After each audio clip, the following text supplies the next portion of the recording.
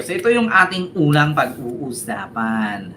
Ito na nga mga kababayan, yung ating unang pag-uusapan ay patungkol po dito, no? Sa mga kababayan na umalma po, umalma ang asawa ni Sara Duterte na si Mans Carpio na buksan ang kanilang tax, no, dito sa kanilang mga negosyo, bulaklatin. Hindi po ata pumayag, no, umalma at hindi papayag, no, humiling ng TRO sa RTC o Regional Trial Court ng Quezon City. Maria Santos, maraming salamat ma'am sa iyong super sticker, thank you so much. So ngayon eto na mga kababayan, ipakita ko sa inyo ha.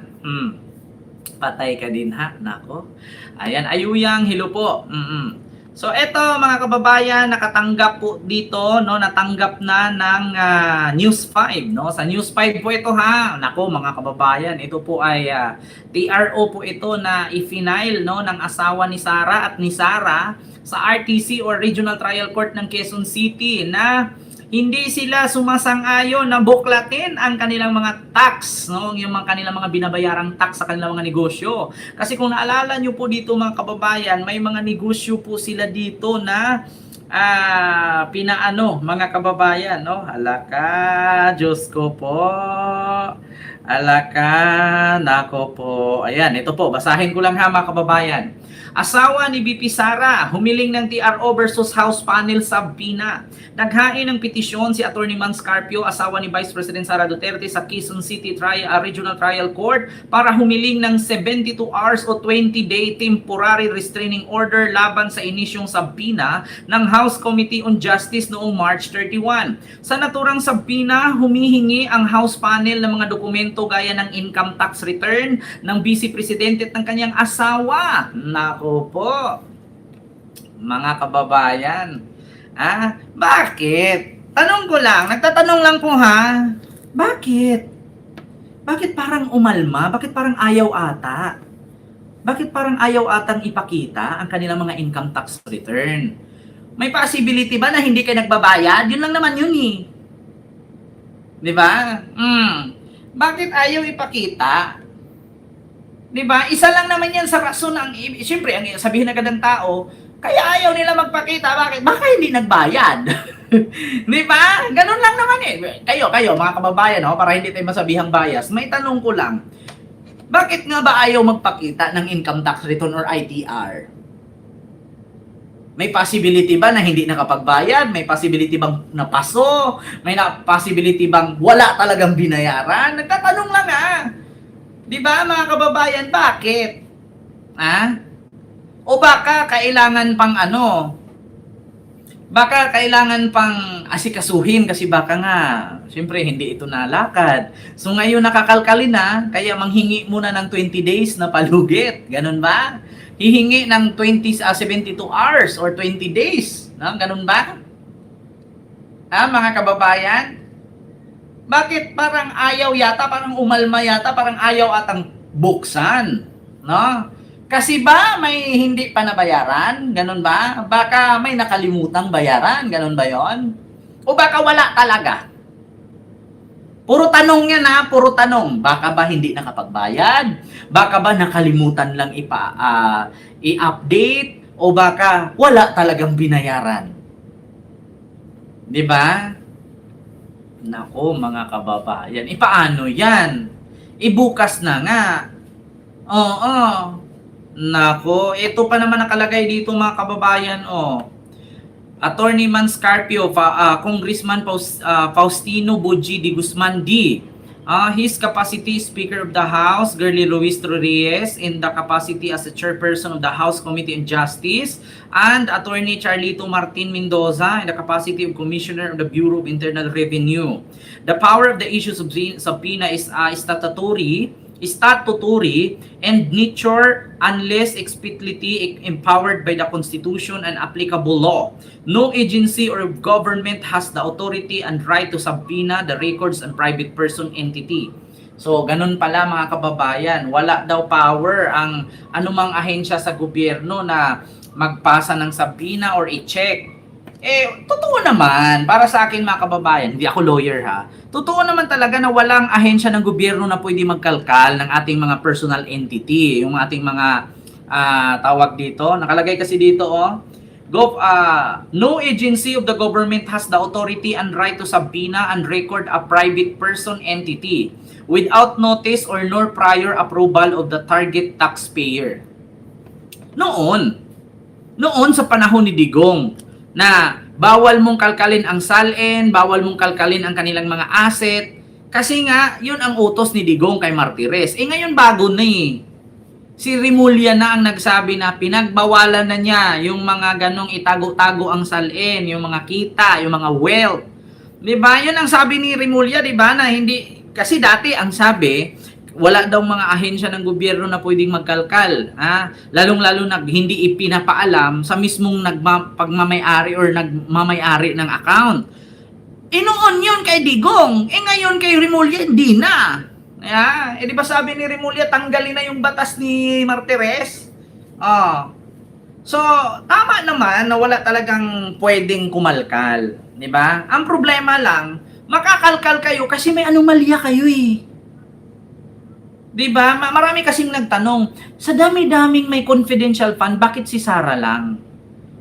Si Sara lang din naman na may mali sa paggamit eh. Bakit? Kung kay BBM, sabihin natin kay PBBM may 4 billion siya na confidential fund. Kung may nasilip kang mali sa paggamit ng confidential fund ni PBBM, di kalkalin mo. Kay Sara kasi ang daming discrepancy. Ano ba ibig sabihin discrepancy? Ang dami kasing anomalya. Madaling salita, ang dami kasing sabit una. Sino ba si Mary Chris Piatos? Saan ba niya dinala itong bilyon-bilyon na to? Mula 2016 hanggang 2022, 2.6 billion po ang confidential fund ni Sara. So doon pa lang, siyempre magtatanong ang tao, saan mo ginamit? Saan mo dinala? Umabot ng 2.6 billion, okay lang sana kung makita namin, bumili ka ng M16, bumili ka ng tangki de guerra, bumili ka ng barkong pangdigma. Wala naman kami nakikitang binili. Okay lang sana kung bumili ka ng helicopter dyan na ginagamit mo para sa intelligence mo. At least nakikita namin. Wala naman kaming nakikita. Misuse of confi fund ang tawag doon. So kaya siya ifinailan ng reklamo ng impeachment complaint dito patungkol sa kanyang confidential fund. Ngayon, posible ba nga kalkalin ng ahensya ng gobyerno, mga kababayan, ng kanilang mga asset, liabilities at ang kanilang mga tax? Possibility talaga makalkal kasi mga kababayan, sumasabit sila. 'Di ba? Sa mga nagtatanong ngayon, Ken, bakit si Sara lang ang kinakalkal? Isa ngayon kasi si Sara lang nakitang may questionable eh. 'Di ba? Ganun lang yan eh. 'Di ba? Ang daming mga nagtatanong DDS, bakit si PBBM hindi kinalkal yung kay PBBM? Hindi kalkalin niyo. Wala namang pinagbawal 'Di ba? Walang pinagbawal na mag-file ng impeachment kahit sino pwede. Karapatan natin 'yan mga Pilipino. Ang problema lang, siguraduhin ninyo pag nag-file kayo ng impeachment at patungkol diyan sa confidential fund na mayroon kayong sapat na ebidensya at tama. Kasi kung mangyari diyan, mapareho nung kay PBBM, may nag-file, useless kasi wala namang ebidensyang tama. Na basura lang, 'di ba? Ang nakalagay nga doon, insufficient in substance. So ibig sabihin, walang laman. Kaya itong kay Sara kasi, kaya nadeklara siyang sufficient in substance kasi mga kababayan, may mga witness. At higit sa lahat, may pruweba. Unang-una, sino ba si Mary Chris Piatos? 'Di ba? Tapos iba ang sabi pa nga ng mga DDS, Diyos ko, yung confidential fund niya yan na 125 million, barya lang yan sa ninakaw ni Marcos. So okay lang pala magnakaw ng 125 million kasi barya lang daw sa ninakaw ni Marcos. Tapos pag tinanong mo, asan yung ninakaw ni Marcos, wala silang masabi kasi sabi lang ni ganito, sabi lang ni ganyan. 'Di ba mga kababayan, pansin nyo? Yung 125 million, barya lang yan sa ninakaw ni Marcos. Saan yung ninakaw ni Marcos? Yung 125 million, mayroong pruweba eh. Saan niya dinala? Yung 125 million. Yan ang lagi na nirarason ng mga DDS, mga kababayan. Manahimik ka dyan, Ken. Yung 125 million ni Sara, barya lang yan sa ninakaw ni Marcos. Pero ang tanong, ano bang ninakaw ni Marcos? Nasaan? Asan may pruweba? Kay Sara, yung 125 million, may pruweba eh. Saan niya dinala? 'Di ba? Diyan tayo nagkakatalo, mga DDS. Alam ko naman Pilipino kayo, Pilipino ako, pareho na tayong mga pango, pero hindi ako bobo. Yeah? Sasabihin ninyo, Diyos ko, 125 million in just 11 days. Kay PBBM nga, 4 billion, hindi kayo nagtanong. Nagtanong din kami, saan ba ginamit ni PBBM yung 4 billion? Ngayon, kung may masilip tayo na pagkakamali na ginamit ni PBBM na 4 billion confidential fund, edi mag-file tayo ng kaso. Ngayon, kung wala man tayo nakikita na mali sa paggamit ni PBBM ng confidential fund, walang kaso, di ba? Katulad kay Digong, kung naalala ninyo, ilang billion yung kay Digong? Mahigit 12 billion sa 6 na taon ang confidential fund ni Digong. Gusto nyo makita? Mahigit 12 billion ang confidential fund ni Digong sa loob ng 6 na taon. Bakit? Nagreklamo ba tayo? May nakita ba tayong mali na paggamit? Wala. Bakit kay Sara may nasilip tayo? Ikaw ba naman? Maggawa ka ng resibong peke. Nasilipan kasi siya. Tingnan ninyo ang Armed Forces of the Philippines. Inamin ng Armed Forces of the Philippines, mga kababayan, na hindi totoong nagbigay ng 15 million si Sara Duterte. So doon pa lang issue na yun eh. May warrant na daw si Kiko Barsaga, sumuko na daw sa Dasmariñas sa kaso ni Rason. Hayaan mo, makulong yan. Wala namang kwenta yan, ma'am. Hindi talaga ako manghihinayang pag nakulong yung mga yan. Bakit? Wala namang kwenta. Ito, pakita ko sa inyo mga kababayan na, sa panahon ni Digong, kung titignan ninyo, mga kababayan, magkano nga ba ang confidential fund ni Digong? Eto tignan nyo, mga kababayan, ayan po ang confidential fund ni Digong sa panahon niya nung siya'y presidente sa loob ng 6 na taon. Una, 2016, 517 million. May question ba ang tao? Wala, kasi wala naman tayo nakita ang pagkakamali sa paggamit niya. 2017, 2.5 billion. May question ba? Wala. 2018, 2.5 billion. May question ba? Wala. 2019, 2.5 billion. May question? Wala. 2020, 4.5 na sa dating 2.5. Ngayon, 4.5 na. Kung isuma total natin, 2.5, 2.5, 2.5, 4.5, 4.5, 4.5 plus 517. Dito, 246 billion na itong 2017 hanggang 2019. Plus 555 o 7.5 billion na. Tapos dito mga kababayan, sa 4.5, 4.5, 4.5, eto na, 4, 8, 12. 12 plus 7, plus 2. 12 plus 7 plus 2. Ganyan po kalaki ang confidential fund ni Digong. 12 plus 7 plus 2. I-total natin 12 billion plus 7 billion plus 2 billion. Nang malaman natin mga kababayan. Kasi kung tutuusin, nagreklamo sila kay PBBM daw 4 billion ang confidential fund ni PBBM. Kay Sara daw na 125 million lang, question. Kay Digo nga eh. Ito 7 plus 12 plus 2. 21 billion ang confidential fund ni Digong in just 6 years. Question ba natin? Question ba natin ang 21 billion confidential fund ni Digong in just 6 years? Ngayon kay PBBM, 4.5, question ninyo, di ba? 12 plus 7 plus 2. Ayan confidential fund ni Digong yan. 2016, 500 million. 17, 18, 19, tag 2.5. Tapos 20, 21, 22, tag 4.5, 4.5. Tatlong 2.5, tatlong 4.5, isang 500. Edi 21 billion. May question ba? Wala, kasi wala naman tayong nasilip na mali sa paggamit niya. Kay Sara. Di ba? Kay Sara. Bakit tayo napaka-question? Kasi nga, may nagamit siyang hindi maganda. Bakit? Saan niya dinala ang 112 million? 125 million in just 11 days? Saan niya binitbit? 'Di ba? Kaya ngayon mga kababayan, kailangan po talagang malaman no ng hukuman ay mababang kapulungan ng Kamara or Justice Panel ng Kamara sa pangunguna ni Jinky Luistro ang kanilang mga tax. 'Di ba? Yung mga nakulimbat ni PRRD, ayan sa kay Kopman lang na si Kopman lang na kinabang, 'di ba? Kita nyo mga kababayan, confidential fund ni Digong 21 billion. Kay PBBM na 4 billion, question ng mga DDS. Yung 21 billion ni Digong, may question tayo? 'Di ba?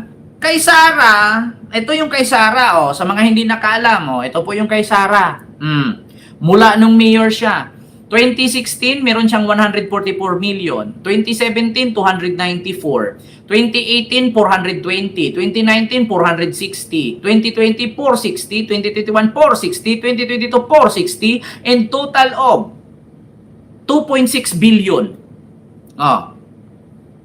Diba? Ngayon, ang tanong, saan dinala niyan? Saan ginamit ni Sara yan? Hindi naman sana yan masisilip, mga kababayan, kung hindi lang si Sara, bulgar. Nasanay siguro si Sara na, okay lang, kung saan natin to ipamigay, saan natin to ipadala. Bakit? Kasi, sa totoo lang, sanay na tayo nung mayor pa tayo eh. Yung tatay ko nga, malaki ang confidential fund, wala namang nag-question. Ngayon mga kababayan, hindi naman kasi po pwedeng tahimik na lang. Hinayag nyo kasi, pag nagnakaw kayo, dapat tago.